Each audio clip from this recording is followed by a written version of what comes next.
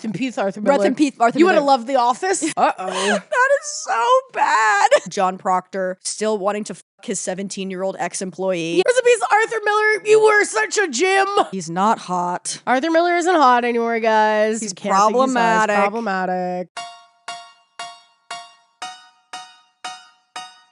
Between February 1692 and May 1693, more than 200 people were accused of witchcraft in Salem, Massachusetts. By the end of the Salem witch trials, the Massachusetts Bay Colony had executed 14 women, 5 men, and 2 dogs. My name is Blair. And I'm Carley. This is Girl Historians. The Salem Witch Files.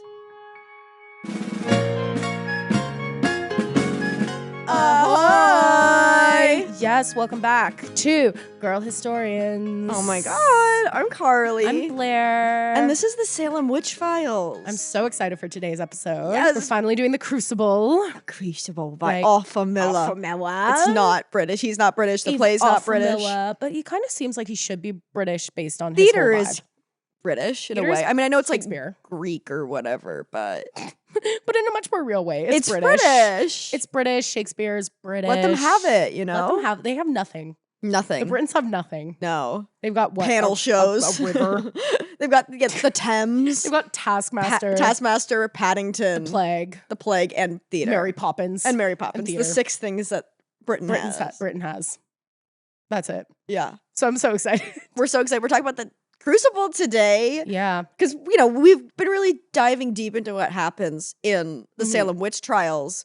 But our benchmark for modern day knowledge of the Salem witch trials feels like it comes exclusively from the Crucible, right? 100%. And I also feel like it's a lot of people's introduction to it. So Definitely. it kind of makes sense to learn about the Crucible and then work backwards.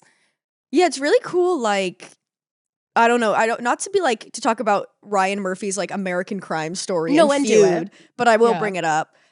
It's really interesting learning about the Salem witch trials and then reading the Crucible and being like, oh, it's so interesting how like so much of our societal knowledge of the Salem witch trials comes from the Crucible. 100%. And it's a big choice that Arthur Miller has made that's not historically accurate but works for the narrative. Do you know what I Yes. mean? Like stuff like that. reading the Crucible Yeah. after having kind of like a base level knowledge of it, I was like, oh, that's why we talk about this like That's this. why we think that happened even That's though why it we didn't think happen. These things happen. Because it's all stories in the end, baby. Mm-hmm. It's all stories in the end. And it was fun. I really enjoyed reading it. We also read John Proctor's The Villain. Yes, which we will be talking about. by Kimberly Bellafleur, I want to say. Yeah, I think that's But sometimes, you know, sometimes pronouncing a last name, you just got to take a swing. just got to make a big commitment. So we're just going to talk about all that shit. We're going to talk about it all. Yeah, It's kind of book clubby, so excited. but also just unpacking. You don't need to have read The Crucible. no, we're gonna do summaries of everything you need to know. But if you're inspired to read the Crucible, You should. You should. It's pretty fun. good. It's And also very easy to find. It's so easy to find. I also, surely you can find a PDF online. I know. Like, surely if you just search up Crucible PDF, it comes up. I literally was like, I need to buy a copy of the Crucible, and then I was like, you know what? Just for shits and gig, I'm gonna go see if I own one already, and I did. Amazing. And I have no clue when I and bought it. Honestly, I forgot to bring it back today, That's but thank you okay. for lending it to You're me. so welcome. It was lovely. I do like that copy. I think we talked about this copy, Yeah, but it's from the very 90s. like 90s school like study edition. I liked it. I also liked that it had a removed scene that it was in the original Yes. Broadway production, but has been since removed. yes. And I like that scene, so we're definitely going to talk about that. Okay, I'm excited. Yeah, so how's your week, Carly? You know, it's been fun. It's been really good and really a lot. Love. Let's say that much. You know how sometimes we talk about how it's crazy that we've chosen lives as performers when big bright lights give us headaches? Mm-hmm. That's kind of how I feel as a whole right now. Where Yeah. I'm like, I have the constitution of like somebody who should be a homebody. I really think if my brain didn't get broken by like the internet and online shit, I think my constitution would be much better suited to be like an English teacher. So the fact that I'm doing a lot of stuff that I'm really enjoying is good, but like my body is shutting down. Oh yeah, that's how I feel about alpaca farming. Where I'm like, everything about me, I think I'm meant to like be an alpaca farmer. I see that. And I'm like, it's really weird that I'm like, it's the same. Like something got broken along the way. Yeah. I didn't get enough attention as a tween. It's the sliding doors. Yeah, exactly.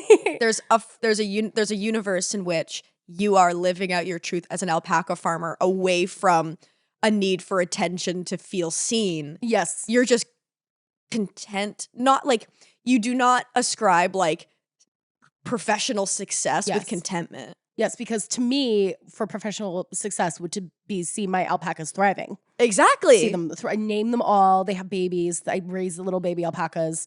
I like shave them, and then I sit all day knitting sweaters and listening to my like Jane Austen audiobooks. That sounds so good. And I have like a husband and a wife. Yes, I love it's amazing. that. This is a life I could have had. That sounds so good. Let's wrap this shit up. Yeah, okay, we're done.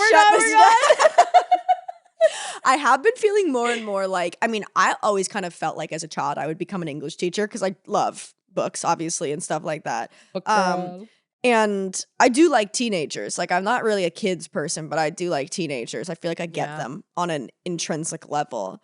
But recently I've also been feeling the farming pull. And I know farming's a very hard job, but my most toxic opinion is I just really think if I lived in a small town, like I'd just slay. Do you know what I mean? Yeah, 100%. This is so offensive to anyone actually living in a small town, because then once you go there, it's like the internet has made it that living in a small town is not really that different than living in a city, besides like food options. Yeah. Like it's not like they're like, what's like Urban Outfitter? You know what I mean? Like they've got everything that we have. No, truly. Like I feel like I bring up Kingston, Ontario far too much on this podcast. Yes. But like it was so easy to be a micro celebrity in Kingston, Ontario. It was so easy to just be like, everyone in Kingston knows me. Because there's like 7,000 people who hang out downtown. Like Kingston has a pretty big population, but they're all in the burbs. Yeah. So if you're only hanging out on the one street, it's really easy to be the man about town on that street. And that's what I want. I want to be the man about town. And I would love the idea. And I know this is a completely fabricated narrative, but in my brain, this is like a completely different life, right? Like I don't know. I'm not in a relationship with Reese because I never met Reese because I never moved to Toronto. This is like, right? Like this is a completely sliding doors thing. And I love the idea of like showing up in a small town and all these mothers are like, have you met my son or daughter? Like, you know what I mean? Like you arrive and you have kind of a mysterious past because like maybe I've been burnt out by my career and I've just arrived, right? And then everyone in town is like, what happened to her? Like, what's going on with her? But they also like see that I am, because I'm an outsider, like I'm just an intrinsically valuable partner and everyone wants to be my friend, but also everyone wants to marry me and fuck me. Yes. And and it's important for you to have marriage prospects. It's the most important thing for me, period, in life. If I'm not getting married, then like, what am I even doing? But I do feel that, like, before we started recording, we were talking about like reprioritizing, and that's such, I feel like, a spring vibe. Even just because it just gets exhausting to live through a Canadian winter. Yes. There's really few things that drain you like that. Well, you know, it's that feeling of when you've been outside in the cold all day and you come in and your body aches because you've been tensed up from the cold. Yeah. But your soul. You know what I mean? It's like your muscles, except your muscle is your soul. Somebody's going to call somebody's going to call a wellness check on me after this podcast. They're like, she does not seem good. Every once in a while I get a comment that's like, your light has drained. And I'm like, I'm sorry. Sometimes I can't be asked to perform online. Yeah, sorry. This is my true self. Yeah.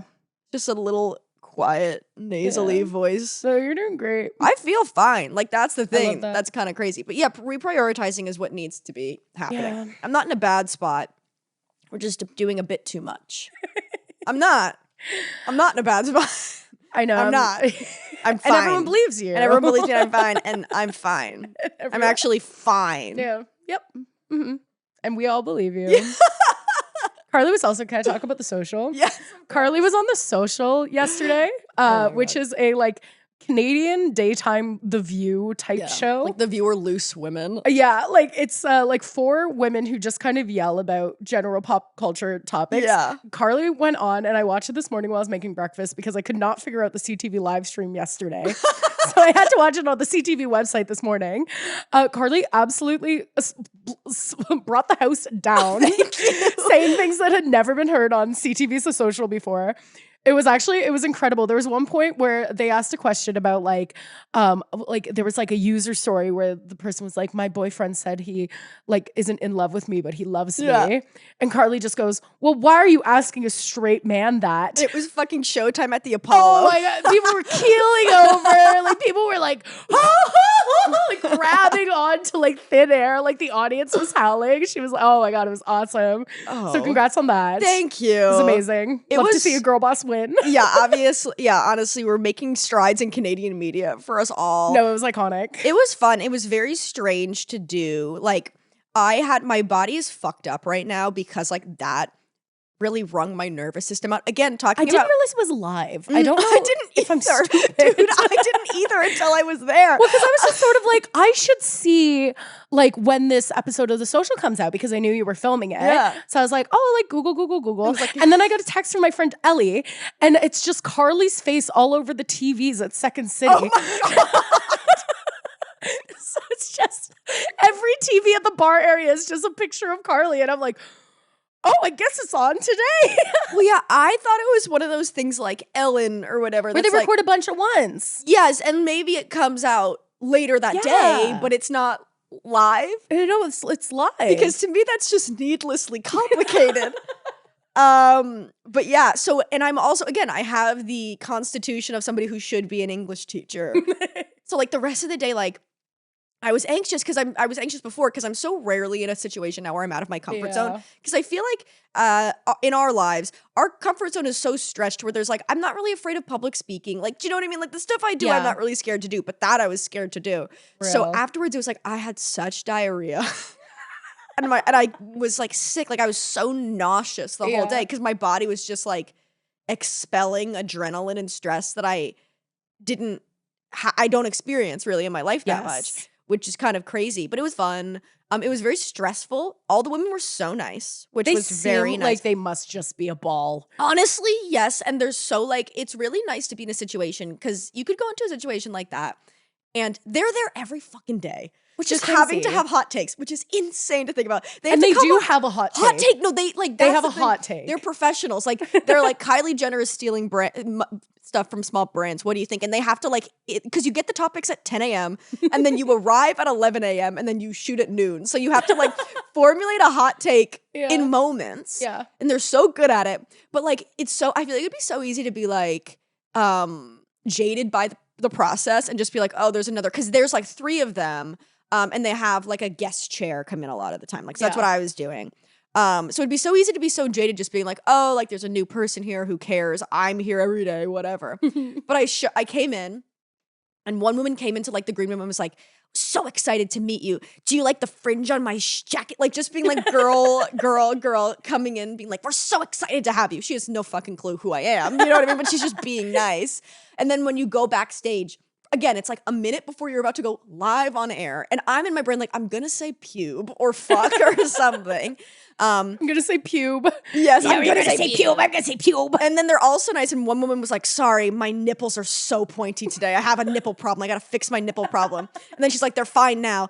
Get all your boners and fucks out now. They love it when you say boner, but you can't say boner. And I'm like, great. And then finally, there's this one other woman, we're about to go out. And she's like, don't worry, I'll touch your back when it's your turn to walk out and just walk to that chair. I've got you. And I was like, these women are so nice. They could be so mean. Yeah. But they're all so nice. They have no reason to be nice and they're just awesome. Definitely. I fucking love that about women. It's the antithesis of like Karens get a lot of slack as they should. Yeah. Fuck a Karen. But I do think that there's like a very similar archetype of woman that's just so nice. Yes. Where it's just like you could be an asshole and you choose to just be the kindest person. And my mother does this. My mother gets Karen results by just being too nice.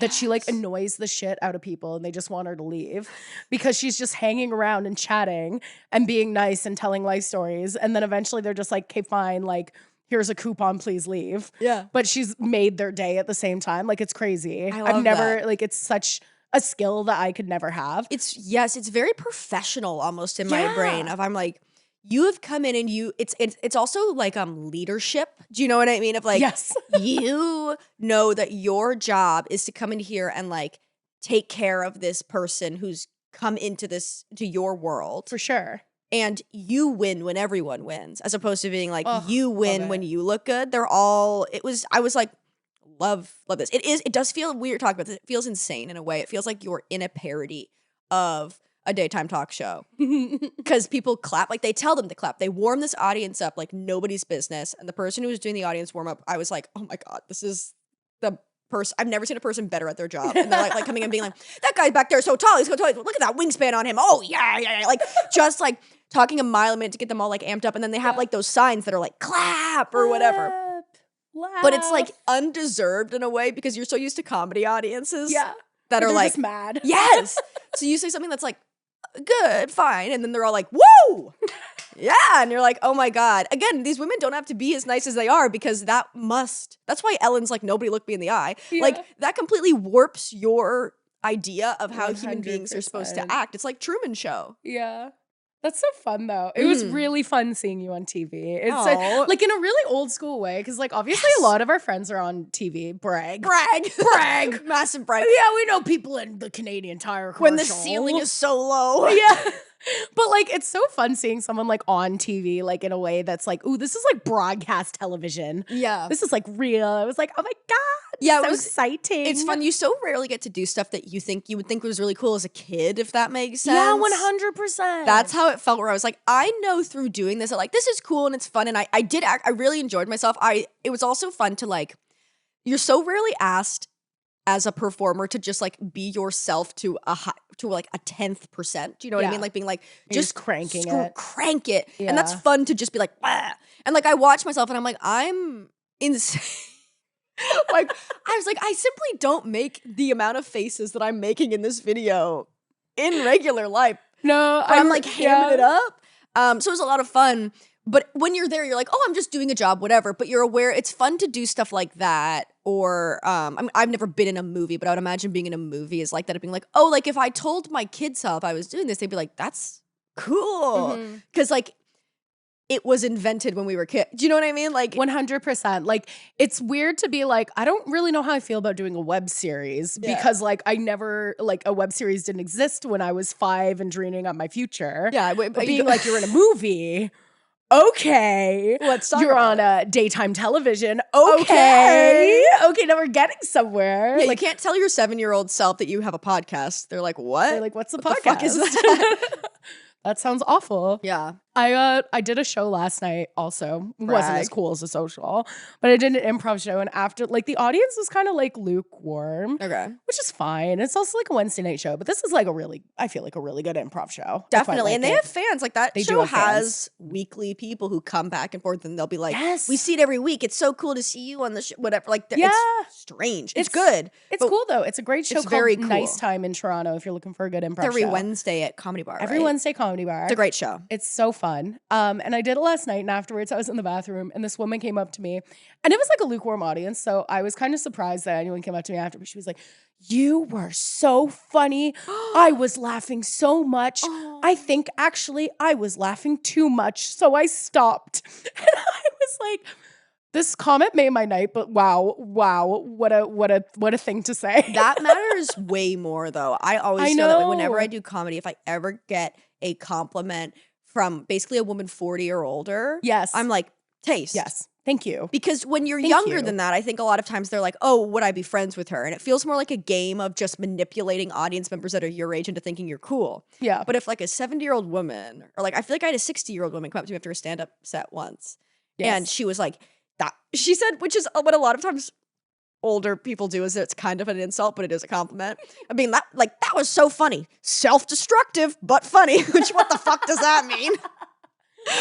But I mean, you're probably right. oh, and it Probably was. got a I break. like wrapped the mic wire around the chair and couldn't get it unwrapped. And I just kind of kept being like, what am I doing? What, like, you know, you've seen me perform. I'm not giving confidence. I'm giving meltdown. No, good. It's a confident meltdown. I think. Exactly. It's a That's my confident character. meltdown. But I was like, the fact that you complimented me, that's how I know because my brain is poisoned and I'm like, people who are older have better taste than people who are younger. Yeah. Is that wrong? Oh. Like, No, I kind of understand it just in the way that like also old people just like don't give a shit. So like, whereas I feel like if you're younger, you're more inclined to be like, I'm gonna go talk to the performers and like this is like I'm so thankful to see art. Whereas like old people are just like, I'm going to go home to my home that I spent $100,000 on 25 years ago. I don't want to be here anymore. Yeah. So it's like, if there's like coming up to you, but especially that like 40-year-old woman demographic, if they're like, you're funny, I'm like, I believe you. Yes, you have to. Yeah, like you are the reason the Judd Apatow movies are popular. Well, that's what I think of especially when they kind of air more on the like 65 plus thing. I think of like, okay, like your generation loved like Steve Martin and Joan Rivers, two people who I fucking love. Wild range there. No, but you're right. But you're know, right. but I'm like, those are two people I love. So if you like me, then I know you're good. Where somebody could be like, you remind me of Matt Rife. And I'm like, well, I'm going to blow my brains out. Or just there's nothing worse than getting a compliment of someone who just like vaguely looks like you. Yes. And it's like, I'm nothing, like I get A.D. Bryant all the time. That's fucking crazy. And I love A.D. Bryant. This Me is too. nothing against her. I think she's hilarious. I think she's beautiful. We're nothing alike in our comedy styles. No. And I'm just like, we just kind of look like we could play sisters. Like we kind of just look alike. You have like a very sweet face. We've got sweet faces. We're fat. We're like, we're comedians. That's it. Bangs. Like it ends their bangs. She doesn't even always have bangs. But that is insane. No, that's really like, crazy. It's just like, you're not even listening. You know what I mean? Mm-hmm. Like you're not even listening at that point. I get a lot of times young Amy Poehler, and I love Amy Poehler. Yeah, but she's amazing. Don't feel as though I'm... No, but you look kind of alike. But I have blonde hair. Yeah, you have a blonde bob. Yeah. And again, like I love her, but I'm not cracking out. There's a way that women who were kind of comedians in the 90s, maybe besides like Tina Fey, but like they love a character. They love a big character. The Rachel Dratch of it all. Yes, and we need it. Like, I love Debbie Downer. Absolutely. Oh, amazing. I can't have kids. Wah, wah. Or no, so she goes, I just found out I'm barren. Like, I love that shit. It's so good. That's not what I'm doing. No. I'm not doing a character. No. If I am, it's a little boy who's an incel. There. You've seen my repertoire. Like, I'm just a little incel boy. I have blonde hair is what it is. But that's fine. No, you know, it's fun though. I nothing's better than like a compliment that like you're like someone who's like totally out of left field. Yes. I can't even remember the last time I was complimented like that, but it's like, oh. Like someone once told me I was a lot like Jack Black. That's and awesome. I was like, that's huge. That's huge. Me 5 years ago, that would have destroyed my ego for sure. Just in the way that I would have taken that as I look like Jack Black. But now I'm grown. You look like you could voice Bowser. Yeah. No, but I think you are. I really see Jack Black for you because there's like the comedy of it, the chaos of it, all that. But then also you could lead a romantic comedy. Thank you. You know what I mean? I want him in more shit. You watch The Holiday. Oh, he's amazing. He's so good in The Holiday. And he's going to have like for sure, not that his career has ever been bad, but I feel like he's still primed for like a real big kind of moment in his later career. Like he's going to have some sort of like Oscar winning movie. I think it has to happen. Yeah. But that was like a real compliment because I was like, we don't look alike. We maybe kind of have like I could maybe play his like daughter or something in some sort of iteration, but like you're clearly like being like her comedic style kind of matches this guy's energy. And I'm like, love. Yeah, they're watering you down to your essence. Yes. Water me down, baby. Yeah. Water me down. Water me down, baby. Yeah, that's great. That's a great compliment. Let's talk about the Crucible. Okay, let's talk about the Crucible. How do you want to start with this? I think we could start with a little summary. So I'll just read. To be honest, this is mostly from Spark Notes. Let's be clear. We've read it. We've read the play. We've read it. I just wasn't interested in writing my own summary on the Crucible. But we can, we're going to talk about our thoughts about it. So it's Puritan New England, town of Salem, Massachusetts. There's a bunch of girls who are dancing in the woods with a black slave named Tituba. They're caught by the local minister, Reverend Paris. One of the girls, Paris's daughter, Betty, falls into a coma. And then a bunch of people come and gather around her in the Paris's home. And then there's rumors of witchcraft about. Okay. And then they send for the Reverend Hale, who's a reverend, to come because he's an expert on witchcraft.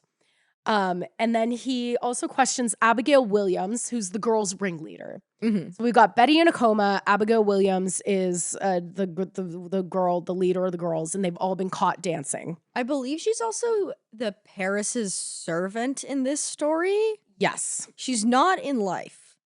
No, but you know, Arthur Miller in this tale, he's making choices. He's making choices. He's popping off.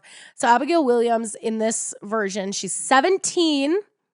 Which in Arthur Miller's book means it's fine to fuck. It's fine to fuck. You can fuck a teenager if she's 17 and you're married and an adult man. It's fine. And her parents, she was taken in by the Parises because her parents died in King Philip's War. Which is what they're calling it, which we're going to call it from now on because the current name of it just has a full slur name. Yeah, so we're not going to do the slur name. It's going to be King also Philip's War. used to be the maid of the proctors, but was fired from that job before being taken in by the Parises. Yes. Because she was assaulted by her employer. Which is slay.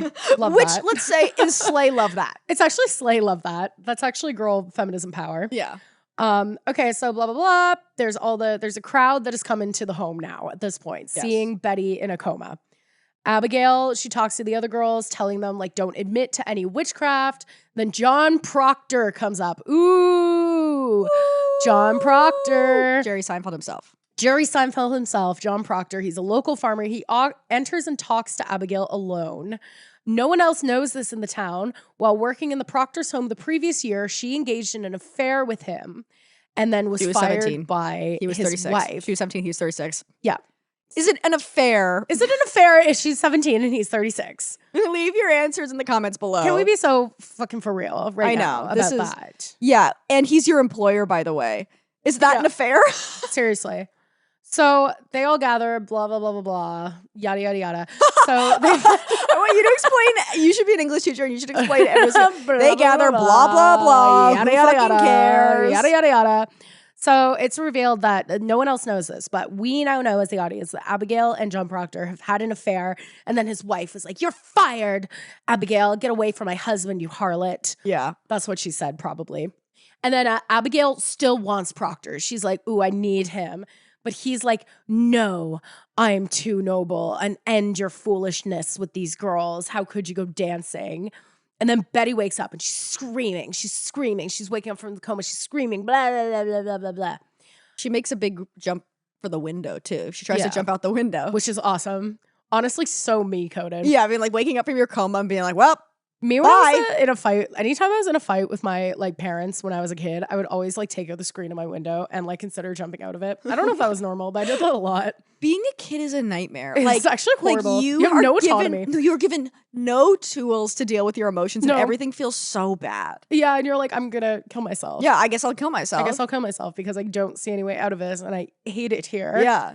Being a kid is so traumatizing. Awful. Truly, like when people hate kids, I don't trust them. I'm like, you know what, kids? Truly. I feel like I said I didn't like kids earlier in this episode. Oh, I'm sorry. I like teenagers. Oh, yeah, but saying you don't like it, like it's people that like hate kids. No, I just don't like babies. Yeah, babies are Being annoying. a kid is hard. Being a kid is rough. And let's be clear, my issue with kids is not kids. My issue with kids is that people feel like they must have kids. Like people feel that they have to be parents and then they complain about being parents all the time. And being a parent is hard. I'm not saying that. But I just think that people are weird to childless women and then complain about being a parent. I'm like, you're not selling being a parent to me. Like, let's be clear here. Yeah. No, like you're doing nothing to make that happen for me. Yeah. Okay. So, trying to go through this quickly, but also cover everything. Well, they have Mercy Lewis comes in as well. Basically, all the girls are talking about how they did go dancing. And they should admit to that, all these things, and everyone's really like afraid. Mercy Lewis is Mercy Lewis the proctor's servant? Yes. That sounds right. Yes, and she's, it's hard to know because he just makes choices, unilateral choices about the reality of Salem at the time. She's also terrified. Yes, she is, because she's also terrified of John Proctor. Yeah. John Proctor is like, what were you doing? What were you all doing? And all the girls were talking about how they were dancing and they were naked and they were dancing with Tituba. And Tituba was talking to Ann Putnam's dead siblings because Ann Putnam Sr. had all of her children like died in childbirth or when they were really young, besides Anne. So they were all talking about that. And then it feels like everyone comes back in and Betty's like, ugh. And they're all like, what are you girls doing? We're so mad at all you girls for dancing. And then at the end of Act 1, Betty Paris is like, I saw so-and-so with the devil. It wasn't Goody Proctor, but it was someone else. Yeah, so they start like accusing everyone in that really famous kind of banger of a scene at the end of Act 1 where they're like, I saw Goody Bishop with the devil. I saw Goody Proctor with the devil. All of these. It's such a banger scene because you see the turn immediately and it is like a really effective image.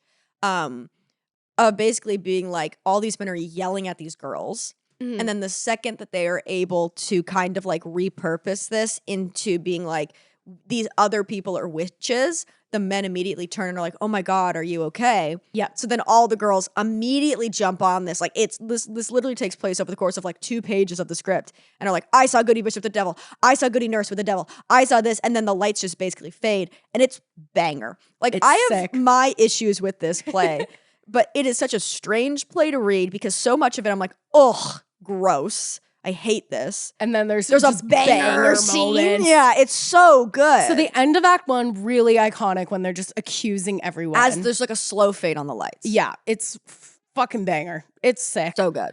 And then the Reverend Hale orders that the people who have been accused are now arrested. Yes. Boom. End of the scene. We know that everyone's going to court and they're going to get tried. So then in Act 2, it's the Proctor's home. John Proctor and Elizabeth. They also age him down. He's like 35 in this when he's 65 in life. Yeah, that's a big thing where it's like they made Abigail older and then John Proctor younger, so they'd both be hotter, I guess. Yeah, it's a knows? weird thing of like Arthur Miller tells you exactly who he is for free. Of being like, because like this play is very strange to read because the stage directions are incredibly written. Did you notice this? Where it's like there's like pages and pages of stage directions They're that aren't fabulous. being like enter from stage left. It's like he wanted to write a novel, but he wrote a play where it'll be like the room looks like this and it should feel like this.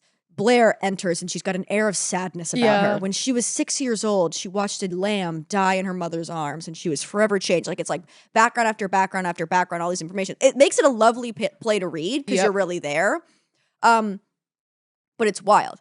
You can so tell that Arthur Miller, obviously a very talented writer, I'm not going to argue that, I did really enjoy reading this play, is basically doing Y/N your name, but with John Proctor. Like John Proctor is a Mary Sue, where he's like, John Proctor is so honorable, and yes, he's flawed, and yes, he was tempted by Abigail, and he makes mistakes, but he's a good husband, and he's intelligent, and he calls out hypocrites, and he does this, and he's 35 like me, and he, like, you know what I mean? Like, it's very telling in the way of, like, this play is so much about, like, men's fear of younger women's sexuality and joy and all these things. The fact that this is all about dancing in the woods naked and stuff like that.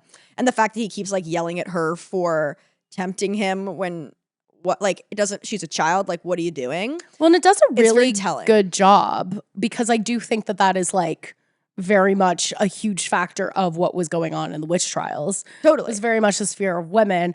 But then Arthur Miller kind of nailed it, but then at the same way proved it a little bit at the same time. Yeah, he did it by accident, but it did happen. Exactly. Where this play, what's really interesting about it, besides the scenes where the girls are accusing, so often it's just the men talking about what happened in a room to the women. Like, the women aren't there and they're like, well, Bridget Bishop got hanged. And you're, like, you don't see it because it's a play, which I get. Yeah. I bet the movie's probably really good too because you get to like actually see it. But the way that he's written it is it's just like Giles Corey and Sam Parrish, Reverend Hale, John Proctor just talking about what's happening to the women around them. Yeah. And then also John Proctor still wanting to fuck his 17-year-old ex-employee. Yeah. Well, because the being men mad have to at be his wife and like centered. screaming at his wife for crying and all this stuff and like beating his servant and all these things of like, I think he did a really good job of making him a very flawed character.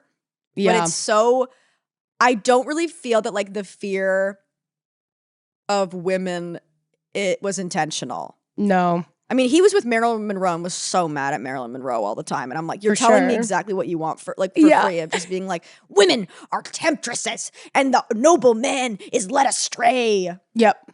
Pretty much. She's had her driver's license for a year. It's disgusting.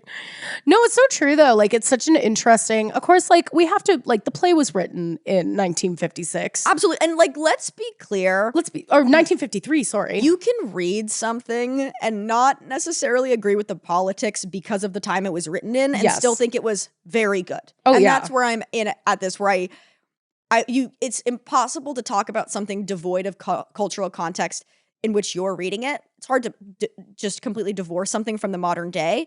But also you do have to give it that grace of being like, it's not, it could be worse. Like, I don't know. Yeah. So basically then they all go to trial. Yes. Functionally. And that's most of the play.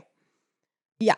At that point. 2 acts of that. But it's people talking about, they're not in the trial room. They're like in the room off the trial room talking about it. Yeah, pretty much. So there's a bunch that goes down. I could just read off this if we want. Yeah, I mean, let me say what I remember, and then you can say it. fill it in. We'll bounce off that. Elizabeth Proctor gets there's this really sick scene where they're at the Proctor house, and basically Mercy Lewis comes in and she's like, "Here's a little poppet that I've made you, Elizabeth." It's like a little doll in the old times. Yeah. And Elizabeth's like, "Oh, I'd never had dolls, but love it. Thank you." So is it Mary Warren who gave her Mary the popper? Warren. It's Mary Warren. He combined Mercy Lewis and Mary Warren. Okay, yes. But she comes in and she's like, "I made this for you. The trial was today. Why didn't you come?" Lil, whatever. Goes and does work. John Proctor gets home and is like so mad that she went to the trial because he's like, "You're my servant and I'm the worst employer known to me." Yeah, and then he's like, I'm gonna beat you up. Yeah, basically threatens to beat her up, all this stuff. She leaves. And then the Reverend comes in with, I want to say Sam Paris. And I think Giles Corey's there because why the fuck not? Yeah, right? Giles Corey is also around. Just in every scene, kind of vibing. He's super old and he has a cane and he's like kind of he's a very fun character in this because they give him like, he's kind of a curmudgeon-y old man. He's fun to read. Yeah, he's just pissed all the time. And basically they're like, "We've come to arrest you, Elizabeth. We don't want to arrest you. We know that you're not a witch, but you've been accused," kind of, right? Like that basically happens. I'm conglomerating it a lot. It's all happening over the course of several pages, but this is what happens. But this is what happens. And they're like, "Do you have any poppets?" And she's like, "No, I never had any poppets as a kid. Like I didn't play with poppets." And they're like, "I can literally see a poppet on the mantle right now." And she's like, "Yeah, but my servant made that for me. Like that's not me. That's whatever." And then they lift up the poppet's dress because he's a fucking pervert. Like, why would you ever do that? Ew. But he lifts off the poppet's fucking skirt and sees a pin is placed in it. He's like, "That's fucking weird because Abigail Williams literally just said that you were bewitching her and she was saying that her uterus, her stomach was getting like stabbed over and over again." So then they're putting 2 and 2 together. And John Proctor's like, "But he's talking to the servant. What's the servant's name in the play?" The servant? Mary Warren. Mary Warren. Okay. Yeah. He's like talking to Mary and he's like, "Mary sat next to Abigail at the trial, right?" So Abigail saw Mary making the poppet, saw Mary put the pin into the poppet's stomach to hold it there, and then went home and was like, "Ow, like Elizabeth Proctor is stabbing me, ow, ow." So she's playing 5D chess, right? Like she's Queen Gambit, chessboard on the ceiling. They're all playing motherfucking checkers. You know what I mean? For sure. So Elizabeth gets arrested and they're like, don't worry. We know she's not a witch, but we have to do this, whatever. Then they go to trial. And I don't remember exactly what happened, but John Proctor, they're all in the room off to the side of the courthouse. Yes. And he's basically trying to be like, without saying that I fucked a 17-year-old. Abigail Williams accused my wife because she wants to be with me. And also, like, they have this whole thing where they're trying to get Elizabeth to admit that her husband has been, like, unfaithful to her. Yes. That's a big thing, too. So they have her come in and she's handcuffed or whatever. And they're like, "John, face the wall." Fucking for some reason. So you can't communicate in your eyes. Face the wall. And we're going to ask Elizabeth Proctor if the reason she fired Abigail Williams is because she suspected that you two were having an affair. So then she comes in, and because she's actually like a noble woman and she can't look at John, so John can't communicate with his eyes being like, "Hey, like you can say it. You can say that I had an affair even though it's going to make me seem dishonorable. You have to." Yeah. So she says, "No, I just thought she was something else. Doesn't admit it." And then John's like, no, whatever. Fuck. Loses his mind. Loses his mind. She gets arrested. He gets arrested. Giles Corey gets arrested too. I don't remember. Does John Proctor get arrested because of Abigail? Mary Warren accuses him of being a witch. Okay. So Mary Warren then accuses Proctor of being a witch. Okay. And he gets arrested after that. So he's like losing his mind. Yeah, and Giles Corey gets accused as well because of his wife and all this stuff. Yeah. And the Abigail and the other girls are basically like, this is our time to bring down Proctor. And they accuse him of being a witch. And in their defense, he deserved it. He raped one of them and then beat the shit out of the other one. Yeah, I'm like, this guy sucks. He's not a good guy. I'm not saying that he should, I'm not saying that we should hang everyone. Yeah. So then let them cook. Yeah. And so then basically after that, this whole play sums up by Abigail steals money, leaves town. Yes. And then the last act is basically like in the prison months later. They're trying to get John Proctor to, they're like, John, listen, if you just admit that you're a witch, we're not going to hang you. We're not going to hang Elizabeth yet because she's pregnant, but just admit that you're a witch. And they bring Elizabeth in and they're like, go talk to your husband and get him to admit that he's not a witch. Because all the men are like, we know that John's an honorable man. We're men. Like, if you just get him to admit it, it's fine. Yeah. So she goes, talks to him, whatever. He's such a bad husband. It's fucking crazy. And he's like, fine, I'll admit it because hopefully by the end of this, you'll be able to avoid getting executed long enough because of your pregnancy. And then if I live, we'll live for our sons, fucking whatever. Yeah. A normal fucking thought process because you have kids that you need to show up for, you idiot. Yeah, don't be weird to your kids, yeah. weirdo. So then she's like, fine, I admit it. And they're like, great. And he's like, yeah. He's like, doesn't really want to say it. He's like, I did it. And they're like, you did what? And he's like, I don't want to say it. And then he admits, he's like, fine, I'm a witch. Blech. And then they're like, great. You have to sign this. And he's like, I don't want to sign it. And they're like, we have to put it on the door of the church. And he's like, I don't want to. And then they're basically like, you have to. And they're like, why won't you do it? Like, you've admitted it. Just sign your fucking name and get on with it. Everybody, obviously, it's a bad situation. He's acting so fucking crazy. No, he's being so annoying at this point. So dramatic. And he's like, because it's my name. It's the only thing I have in the world. Great monologue. But he's basically freaking out, being like, my name is the only thing I have left, and I'm gonna mar it. Like, all I have is my name. You've taken my soul. Give me my name. Yeah. So he's like, hang me, bitch. I don't give a Do fuck. it. So he goes and he gets hanged. But he gives this speech to Elizabeth, basically being like, don't cry. Don't cry. Don't show your sad. Don't give them the satisfaction. Yeah. And then goes, and then basically they're like, come on. Like, he leaves to get hanged, presumably.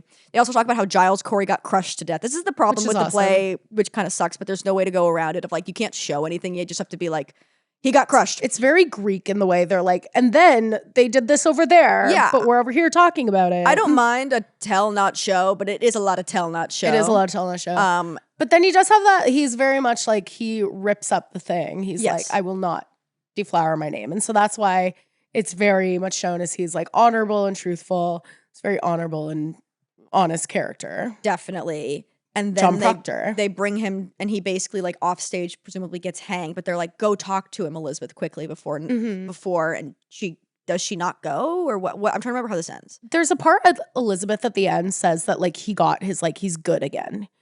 Yes. He's got his like goodness back. Yes, exactly. That's her big thing. Because here's the thing, he redeemed himself. By not saying that falsely. Yes, exactly. He redeemed himself. Yes.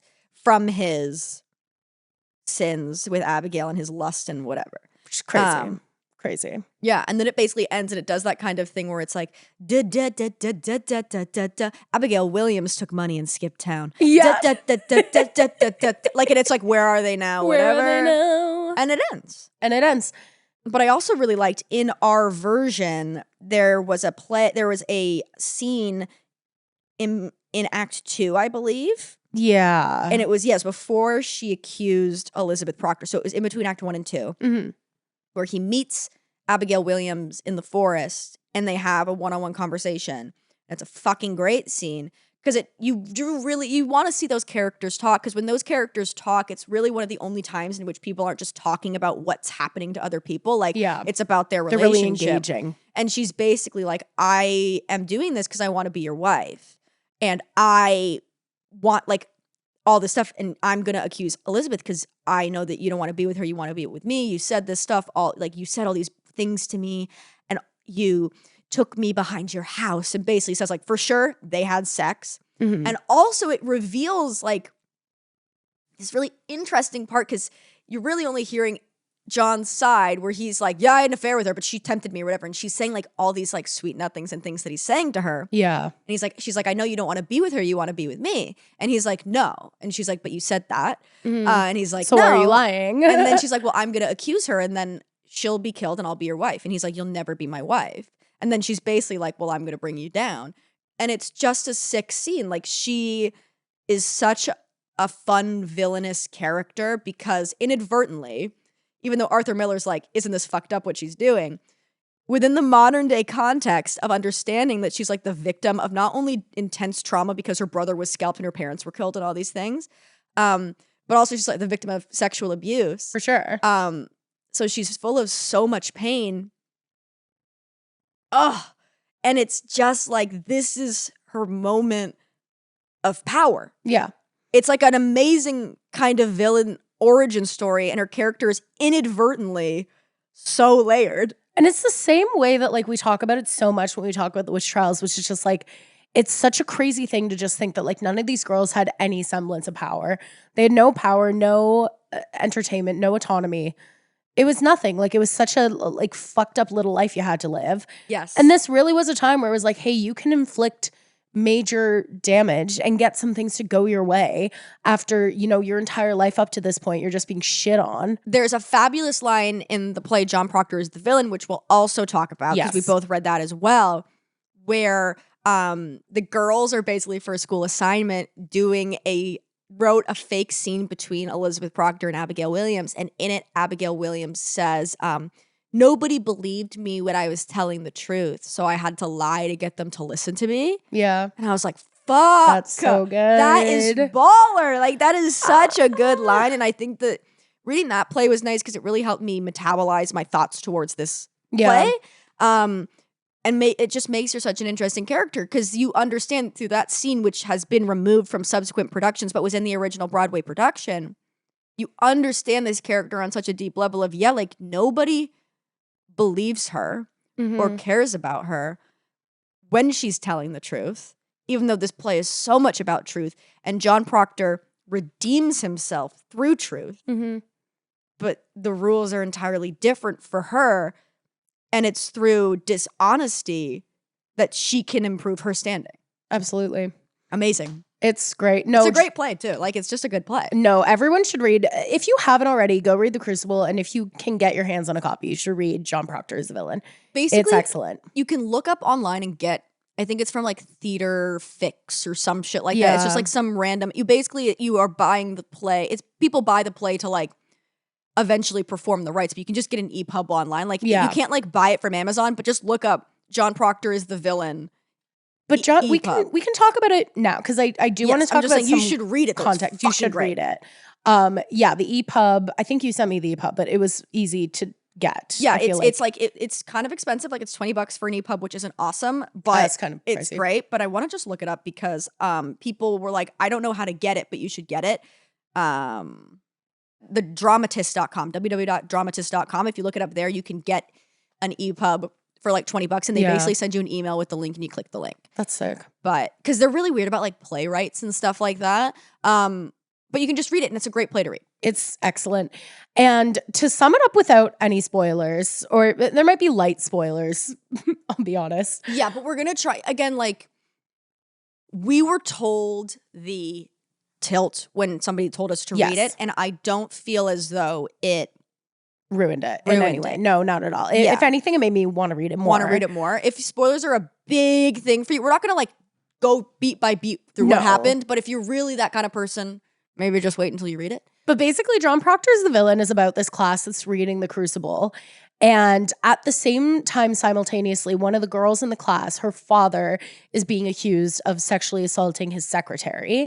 And there's this kind of thing that comes up where people start comparing this man being like, quote unquote, brought down to the, like, it being a witch hunt, where it's like, oh, like anyone could get accused of like sexual assault in this era of like Me Too. Yes, exactly. And then at the same time, this girl who they used to be in school with, who went away for a while, comes back, and she makes this big statement about The Crucible where it's like, isn't it obvious that John Proctor's the villain because every single girl in this play, whether it's explicitly or not explicitly mentioned, has been sexually assaulted. Yeah. Which is so fucking true. And it's such an interesting, like, I agree with you where it's like, it's such an interesting play to read and metabolize it, because when we get into the context of what The Crucible was actually written in, it's so interesting to see how like just this idea of like a witch hunt has evolved to now people almost like self-victimizing a bit. Yeah. A lot. It was really strange when I read The Crucible before I read John Proctor as the Villain, because it was hard. It's like when you're talking to somebody who grew up through the 60s or something like that, and something that was previously ascribed to be a very liberal point of view isn't really anymore. but you're like, I understand why you would think that, because when Yeah. you were in your 20s, that was a very left point Yeah, that of was view, but now it's not. revolutionary Yes. for you to think.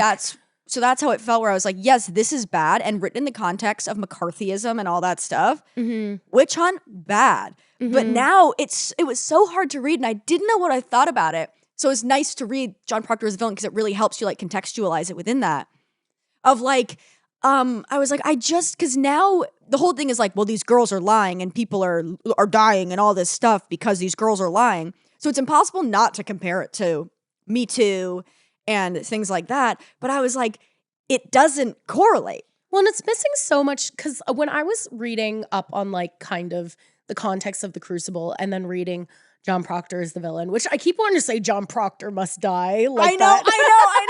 Like John Tucker must die. Tucker must die. Really felt that as well. I'm happy you said I that. was reading this John Proctor must die, where it's just like, it's really missing the nuance of like, yeah, for sure this was like a societal thing where they were trying to like take down people in the Salem witch trials. They were trying to take down these women that didn't support this kind of society ideology that they had. But they're missing the nuance of, we forgot that these girls were fucking traumatized, where it's like in the McCarthyism Red Scare, it's like very much just the government trying to exert control.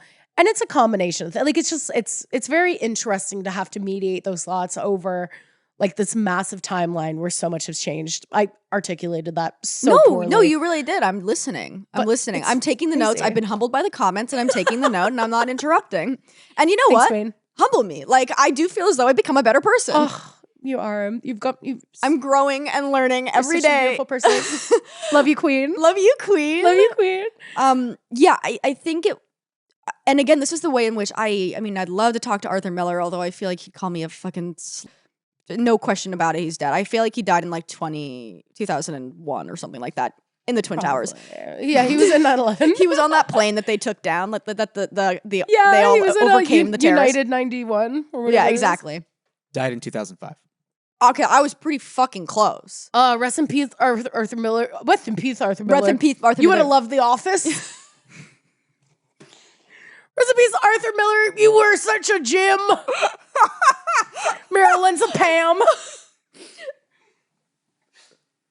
I can't. Who's Dwight? I don't know anyone else that they even know. Who's Dwight? Yeah, like the baseball player. Joe DiMaggio. Yeah, Joe DiMaggio's Dwight. They obviously, not to bring up Smash in this podcast for a ninth time, but it's about Marilyn Monroe. So they have like Arthur Miller and all these guys, but they give Joe DiMaggio a song. As they should. Yes, where he's so mad that Marilyn Monroe, like singing. after the 7-year itch, like she's like sexualized herself. Awesome. And Reese and I joke about it all the time because it's such like, hey, chat GBT, like write me a song about Marilyn Monroe, which is also what the Great Gatsby musical is. And we will we don't have time to unpack it this time. Next episode, I'm gonna walk musical? you through the Jeremy Jordan, Eva Noblezada Great Gatsby musical. That's fucking crazy. Because it's like, Daisy, you wanna be free? Like it's literally, hey. That green light, I want it. No, and honestly, it should be Lord. Like, because there's one that's in Massachusetts right now, and it's a Great Gatsby musical written by Florence and the Machine, which seems fucking awesome. This is not that one. This is a different one. Okay, that's too bad.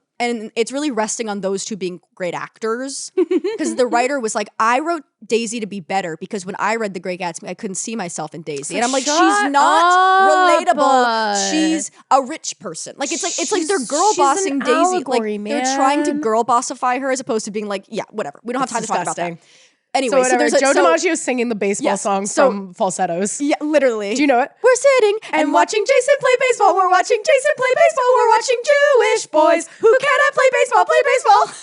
I love that song. I love that song.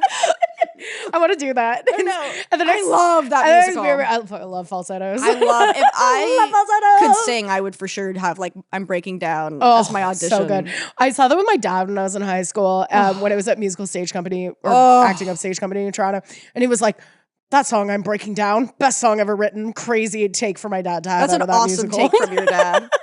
But anyway, so let's go into some of the I need to say context this of Joe Crucible. DiMaggio. Joe DiMaggio. Yeah. He goes, it's just like this thing. It's like it's called Lexington and 52nd Street, and it's just about how he's standing on Lexington and 52nd Street. No way. And he's mad. And at the very end of the song, it's like he literally it's the guy who's married. He's married to Deborah Messing. Okay. Will Chase. Okay, it's Will Chase. he goes, see the And girl. I will run. I will run. Haha. Thanks. He goes, see the girl who's become a joke. See the boy whose heart she broke here on Lexington and 52nd Street. And you're like, that's AI. Like, that's nothing. Wake up on a Saturday It's literally night. that. Okay, we can talk about the context now, and then we can unpack. That's crazy. John Proctor. That's is the exhausting. villain. That's exhausting what you've told me about the Joe DiMaggio song. Just so I you know, it's taken the life out of me. It sucks, dude. It sucks. Arthur Miller is in that too because I think he's somehow on the set of Some Like It Hot or whatever. Okay, And love that he's for like, him. they do him dirty. He's like, she's on pills again.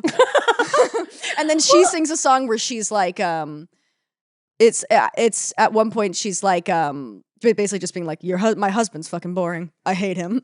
Well, wasn't there like she really liked Arthur Miller because like she like felt respected by him? I haven't researched this. This is just my understanding of it, but I think that they met when she was in her like serious actor era, like when she did the actor's studio and stuff. And I think that their relationship was the best. Her and Joe DiMaggio was ass. It was awful. It was For terrible. sure. He was so disrespectful to her and horrible. She's become a joke. Yeah. And I'm the boy whose heart she broke. When your girlfriend stands on top of a grate and her skirt blows up and ruins your life. Whore. Whore. But the impression that I'm under, and I mean, again, this is in 1960s fucking standards, so God knows, that he was the best one. Yes. But she was very much on pills at the time. Mm-hmm. So I don't think he was like, he didn't have the juice to be like a supportive husband in that way. But he was the best out of the low bar. Yeah. Have you seen pictures of Arthur Miller? I, He's kind of hot. Yeah, no, he's hot. I get it. Honestly, like, I feel like I've become such a man defender just in the way that, like, you show me, like, a photo of an old-timey dude, and you're like, ooh, he's so ugly. And I'm like, I get it. I get it. Like, I get it. I get it. I get it. I get that too. Come on. Like, glasses? Let's be so real. Sorry, I'm not speaking to the mic at all. The glasses, like, this is... Yeah. Yeah, they had an instant connection, but quickly grew apart once married. Bummer. He played it cool when he first met Monroe, and they became pals, friends to lovers, if you will. Oh. Trying to see if there's anything interesting. I just feel like I always use this. Like when I said Dennis Rodman did nothing wrong, I like got to read this before I defend Arthur Miller, and he's like, they're like, yeah, they broke up because he fucked a 4-year-old. You know what I mean? Oh no, Jesus. Oh, Marilyn Monroe stood by him when he refused to testify, or during his testimony for the House of Un-American Activities. Oh, or this whatever. is okay. This ties in. Yes. And they married in 1956, but they had problems immediately. They had a Jewish ceremony. And she said that this was the first time she'd ever really been in love. But then they were filming The Prince and the Showgirl, and the movie shoot didn't go well. And then she happened upon notes that Arthur Miller had been making about her, I guess, making the movie, which I would go insane. If I found Reese's notebook and he was like, here's my notes on Carley's performance. I'd be like, well, here's my notes on you. Oh my God. No, that's a nightmare. She's sensitive as fuck. Like that was I remember when because I love Some Like It Hot's one of my favorite movies that she's in that. And Jack Lemmon, I remember talking, he was like, he gave an interview about it and he said like, I had to be perfect in every take because she would stop every take when she felt that she wasn't doing, like she was so self-conscious and just kind of a wreck. So you'd be like, no, that one's not good. We have to do it again. So then whichever one they got all the way through was the one they were using, regardless of whether or not he was good. Like you had to be, I mean, and she's amazing. She had to be perfect. If you watch her in that movie, she has it. You know what I mean? Like there's something about her. But she wasn't well. No. Norma Jean. And we know this. Norma Jean. Goodbye, Norma Jean. She'll do all she can for the love of one man. I love that mashup. Okay, yes. Give us the context of the House of Un-American Activities. So, Girl Historians does the Red Scare in a really, really condensed timeline. Yeah, I mean, we've got nothing but a lifetime to talk about all different historical events. So we can come back to the Red Scare in a different time. So this is Welcome to Blair and Carley's condensed version of what the Red Scare was and the context around the writing of the Crucible. And let's just say it right now, the way I would be accused of being a communist. Oh, I am a communist. They would pull the clip of me on the social talking about straight men. Communist. So for those who don't know, okay, so Crucible debuted in 1953. It won Best Play at the Tonys. Arthur Miller did not like the first production, and then he debuted a second one quickly after, and that was the one that became a classic. Okay. It's confusing to me, but whatever. I also think a lot of the critics weren't nice to it. That's what I read in that New Yorker article. He wrote They an said it article was- for the New yes. Yorker that's like, why I wrote The Crucible or whatever. But they were like, it's boring. It's boring. It's un-American. It's overly dramatic. All this stuff. So they kind of did a different production, and It's everyone really fucking liked it a lot crazy, better. like how words have a cycle of meaning the same thing. 100%. Like It's using that crazy. being like, that's un-American because he's Jewish and we are anti-Semitic. Like, you know what I Yeah, mean? Like yeah. it's like that's stuff that happens now. Like people Yeah. say you're being un-American now and use it and levy it against people who basically aren't like white Christians. Yeah. It's interesting. Coded language, baby. Coded language. I have to stand up for my man Arthur Miller now that he doesn't seem that problematic I know, and he's sexy. actually, I think he's fine. He's hot and he's unproblematic. Should I look up for Arthur 1956? I know. I feel standards. like I should look up Arthur Miller problematic while you keep going. Do you remember You your keep fave is talking, problematic? I'll look up if there's anything problematic, and I'll let you We'll know. talk. Okay. Rob will go on your fave is problematic.tumblr.com and figure out if Go Arthur click on Miller the has a Arthur Miller page. hyperlink. So the play was written very obviously as an allegory for the Red Scare, aka McCarthyism, aka a fear of communism that gripped America in several different occasions, but most notably after both world wars. So there was a period right after Russia fell, 1917, kind of Leninism, and then it came back up after World War II. Because there was a lot of fear about this like Soviet Union influence, a lot of fear about the Iron Curtain. And then Russia also in 1949, I believe, tested their first nuclear weapon. And Americans were a little bit stressed out. Yeah. They were like, we only want to bomb Japan. We don't want the Soviet Union, aka Russia, bombing us. We get to have the nukes. We get to have the nukes. No one else. We've talked about America. what I love about the Japanese army on this podcast. That they have, like, they just got an army back because they got it taken away by the world yes, in yeah. World War II because they were too Crazy good at you it. just do that. Because they were too good at having it. Like, because basically America was like, you guys are too good at this. Hey, why don't you guys hold off while the rest of us catch up? Yeah, exactly. Hey, why don't you guys take a break and do something else? Why don't you invent? We haven't. We need a cell phone. Yeah, to we be need the- invented. We don't We have can this get shit. an army later. Yeah, you guys work on Hello Kitty for a bit. That's basically what they had to do because they couldn't be a military superpower, so they had to do PR overturn. And they're like, look at Hello Kitty. Look at Hello We talked Kitty. about this where I'm like, Look at Hello Hello Kitty. Kitty. Hello Kitty wouldn't. But it's true. Like, I feel like Japan is known for being so technologically advanced. Like, imagine if we stopped investing in the military and started investing refuse. in cooler TVs. I don't want to in imagine. different shapes. I know the reason our I want my toilets suck. hexagon TV. No, truly, like the reason our toilets fucking suck and Japan's toilets rock is because Japan's like, well, we can't have an army, so let's crack on these toilets. That's what I'm saying. And now we have to like have 900 tanks, but no toilets. How come we don't use bidets? You know, I Like, know. I'm like, it's Well, okay, I was thinking about this the other day. And then you can talk about the Red Scare. If I got shit on my arm and you took a dry paper towel and wiped it off and you were like, it's clean, I'd be like, no, it's not. no, literally. But because it's your asshole, it's fine. It's fine. You can just sort of be like, But you "Yep, know what I that's mean? Like, fine." if you did that, if I was like, oh, it's clean, I wiped the shit off your arm with toilet paper, like, you'd be like, no, no, it's there's not. shit there. It's literally not. Isn't that crazy? No, I can't even. And the fact that we like sit to poop. Insane. Talked a lot about poop in this episode. That's I'm okay. glad. And it's all staying in. Mm-hmm. So people were very afraid of communism. They were very afraid of communists taking them all down. And then, in turn, that made everyone really afraid of the United States Communist Party, the Communist Party of the United States. Yeah. So at this time, basically around like 1950 something, Joseph McCarthy has Flop. He's the guy who was very much like the big guy of like, yeah, these people are communists and these people are communists, blah, blah, blah, blah, blah, blah.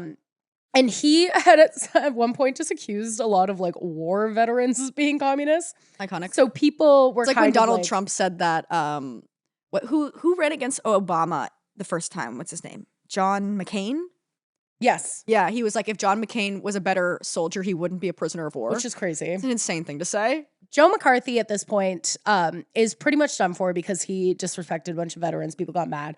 But there's a thing that's called the House of Un-American Activities Committee, And bring it which back. is this committee that basically accuses people of being communists. And we miss it. I need that for some people I know. Yeah.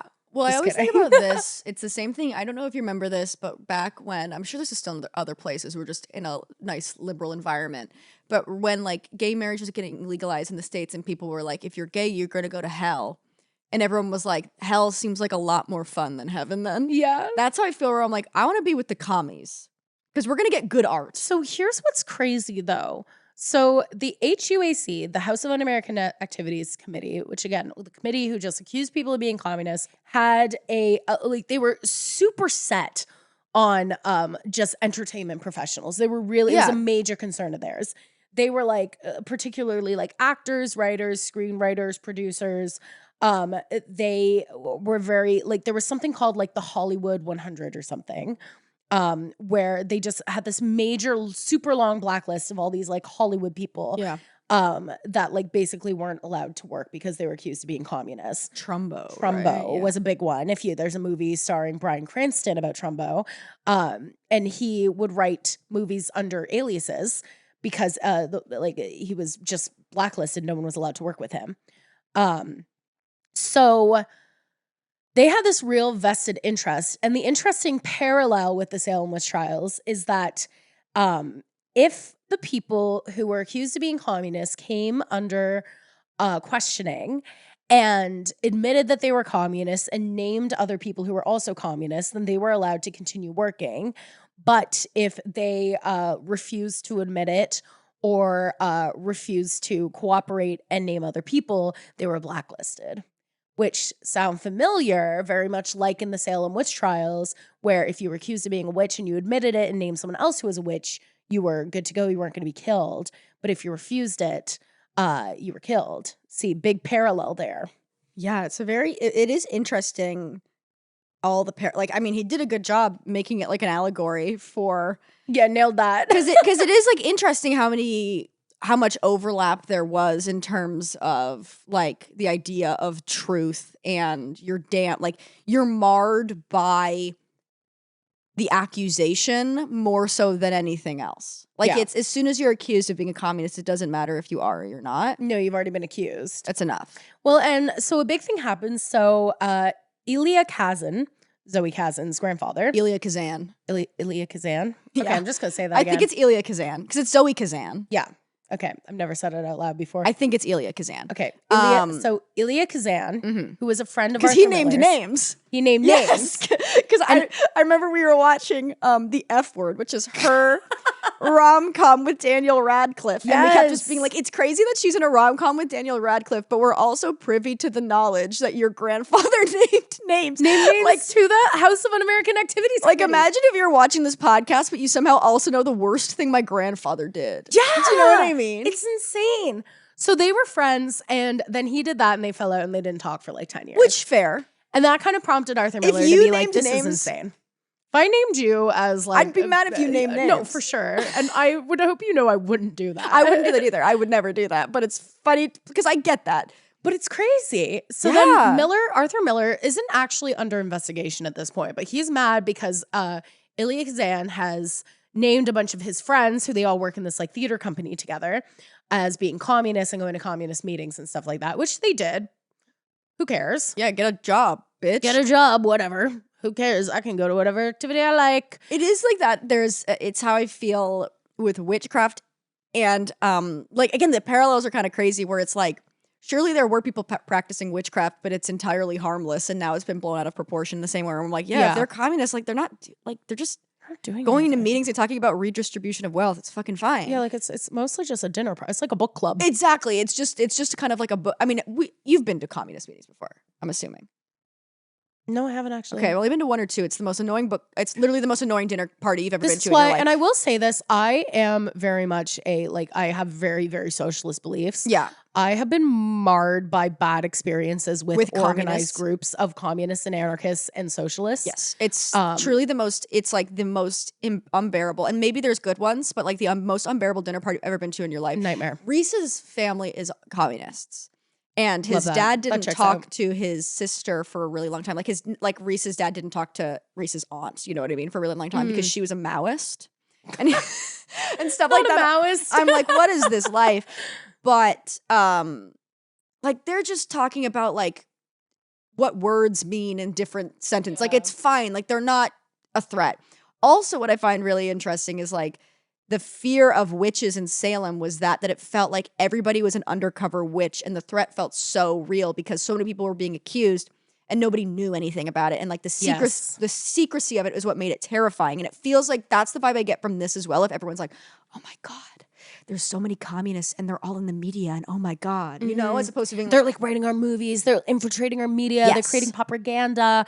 And it like was in a way, I think, a really real fear in the same way that witchcraft in Salem was a really real fear, where it's like, it just kind of explained things that didn't have any other explanation, why they were like, people all of a sudden in America were sort of like, why are we so afraid of getting bombed? Oh, well, it's the communists who are making it unsafe. Yes. Same way that like the witches are making the weather suck and the crops die and the wars be bad. Wow. Whoa. That's a really good point. It's true. Like, Yeah. These are, and I'm sure that there'll be something where 50 years from now we look back and we're like, why were we so scared of gender neutral washrooms? I know, and it's because of probably realistically, it's like the idea of a shrinking middle class, Yeah, right? Like the economy absolutely. is so ass right now. So people are like, J.K. Rowling, people are like, we got to protect the sanctity of a public washroom. Yeah, for sure. Well, even with like AI fears and being like, well, it's going to take all our jobs. It's like, but the bigger fear is probably that jobs are going away and we don't have an economic structure to have a world where we don't all sell our bodies for money. Yeah. It's true. Yeah. Because it's like functionally what was work for so long. You go to the factory, you'd use your manpower and get your wages. And now we don't have jobs like that anymore. And it's decimated our economy. Yeah. It's crazy. So basically, this is all what's going on. He writes this allegory. He starts traveling back and forth to Salem to investigate the witch trials, writes the Crucible. At this time, Salem, he reports kind of being amazed that like Salem was this just kind of really normal American town that just didn't even seem to want to acknowledge that this had ever happened.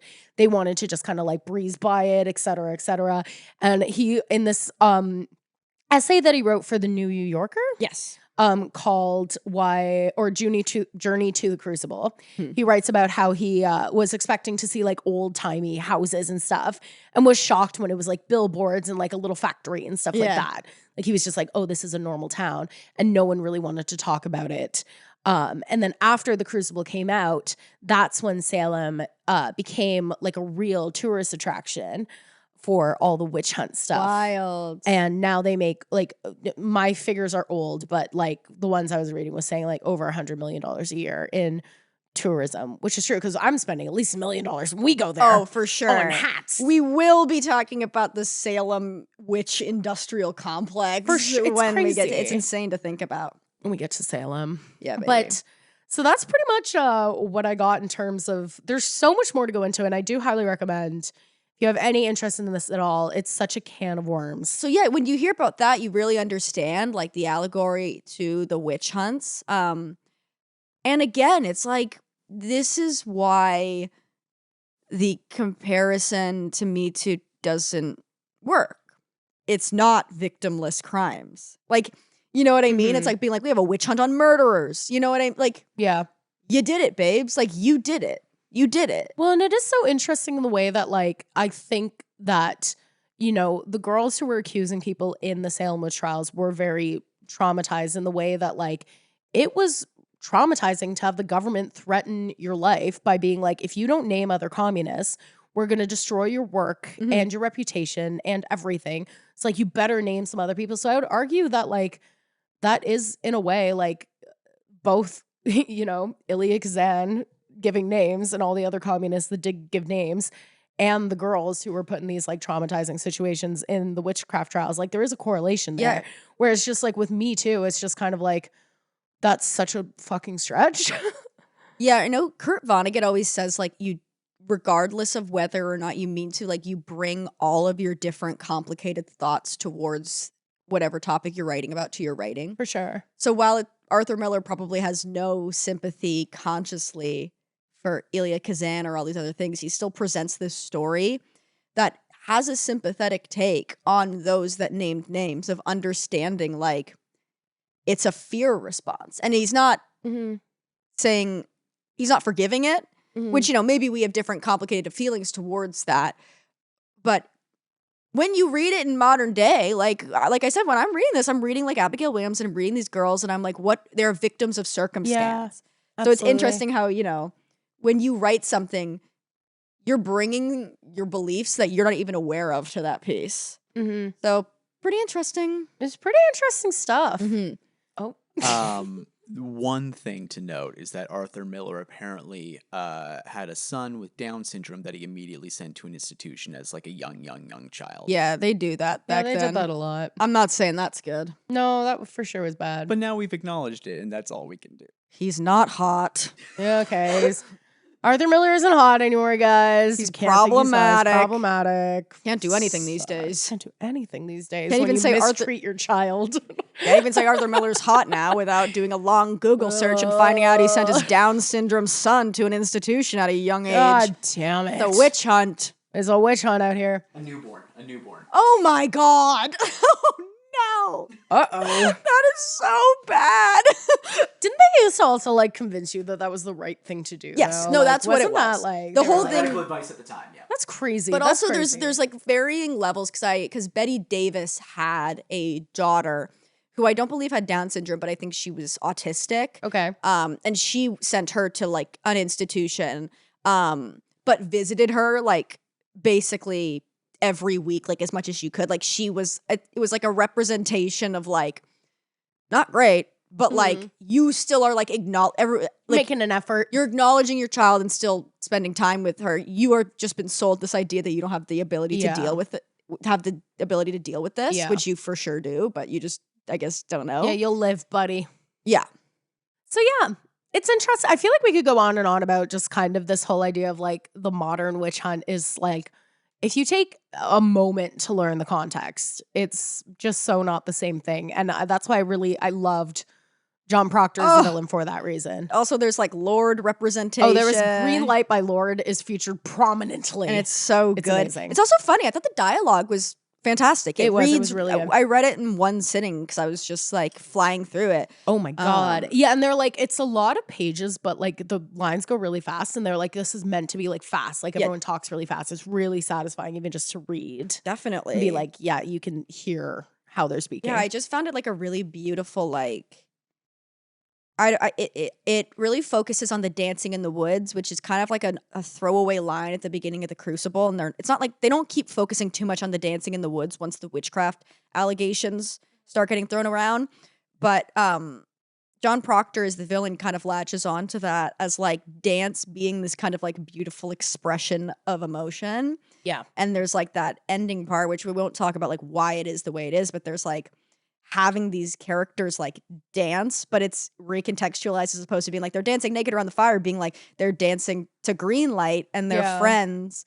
And these are girls showing up for each other. Like I'm getting chills like I know. thinking about it. I just thought it was really amazing. I thought it was a great play. Yeah. It really was. It's like, it's so sad to think about the way that like, it's so easy. It's not easy, but like, there are so many things that are unfair and make people unfairly betray each other.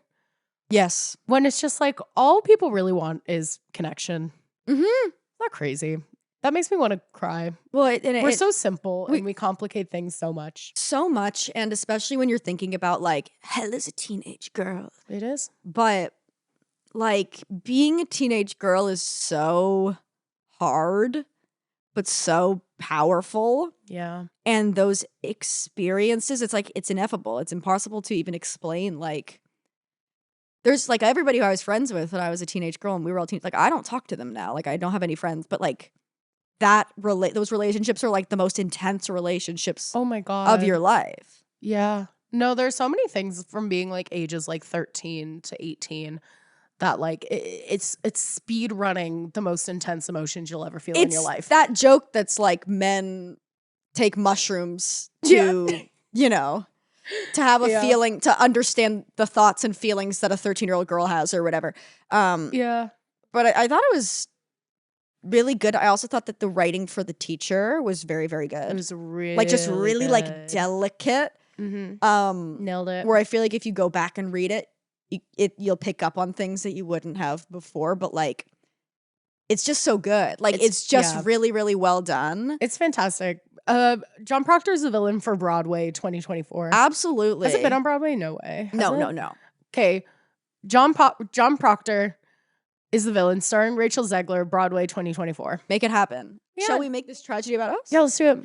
Let's make this tragedy about us. Okay, Carly, what would you be accused of being a communist for doing? What's your communist activity? Oh, you're everything. doing?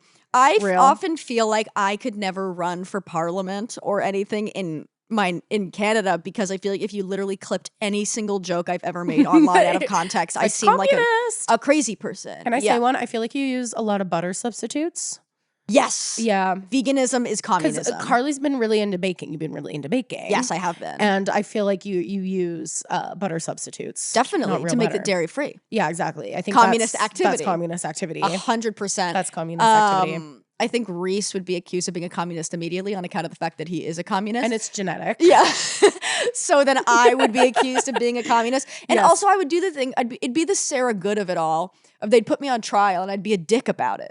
Oh, like I'd yeah. be like, oh my God. Like I'd be finally accused of being a communist for eye rolls. Like I'd just be like, this is fucking stupid. Blah, blah, blah. Like Who somebody cares? would be like, remember when you did this? Like, remember when you said this and this and this? And I'd be like, remember when you did something relevant? Oh wait. Like I would like, oh, wait, you've never done anything with it. what about you?